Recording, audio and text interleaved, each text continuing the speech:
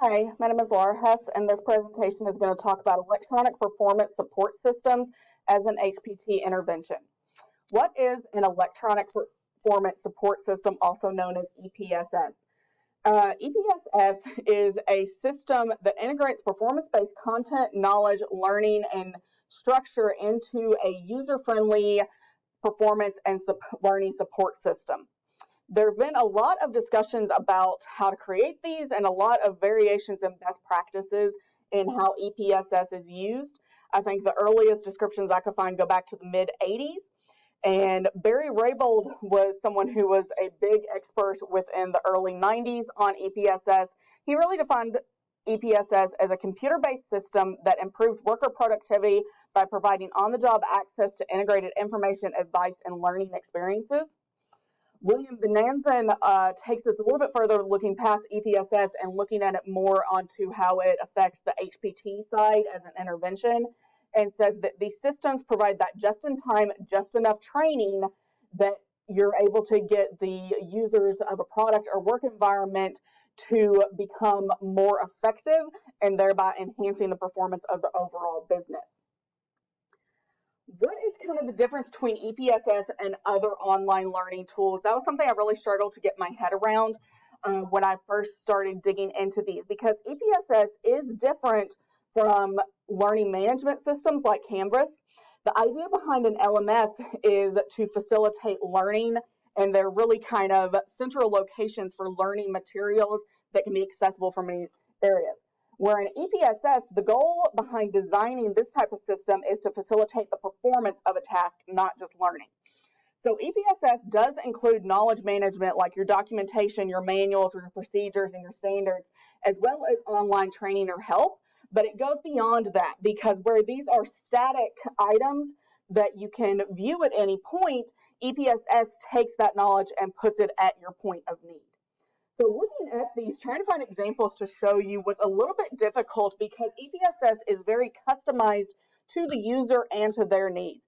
So you can create your own EPS system, but you also have a lot of companies now who will provide this service for you and really take their product and customize it to your system and to your organization's needs.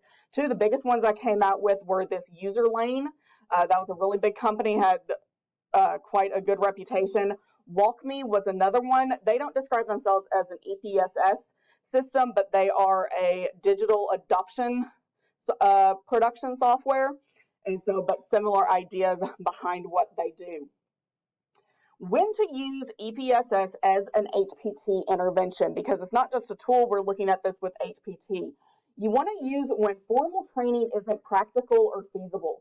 That getting in and doing formal training with your employees is either not feasible because of time, because of location constraints, because of the complexity of the knowledge and the tasks you're trying to impart. Another reason for that might be employees need to perform new tasks immediately. So if you don't have time to do this in-depth training, and EPSS might be a way to get them the knowledge they need as they're going. EPSS is also good for tasks that might be performed infrequently. The term forgetting curve was mentioned quite a bit when talking about the benefits of EPSS, that this is something that can come back and retrain people on how to do tasks that maybe they only do once a month or a few times a year. It's easy to forget how to do some of those details, so this can be that reminder at the point of need. Another good time to use EPSS is when accuracy is critical and errors would be high risk problem for the company, or if the task contains several steps or many decision points. EPSS can be overlaid on the information and help walk your users or your employees through that. You also want to use EPSS when you have both the funds and the digital expertise to develop, implement, and maintain the system. And this is something we're going to talk more about in the weakness section. You don't want to use an EPSS if the tasks you're needing to improve are not computer-based. This is a computer-based program. If the tasks are frequently changing, so if your employees need to be flexible and adapt their procedures and tasks to the situation, EPSS isn't going to be your best tool.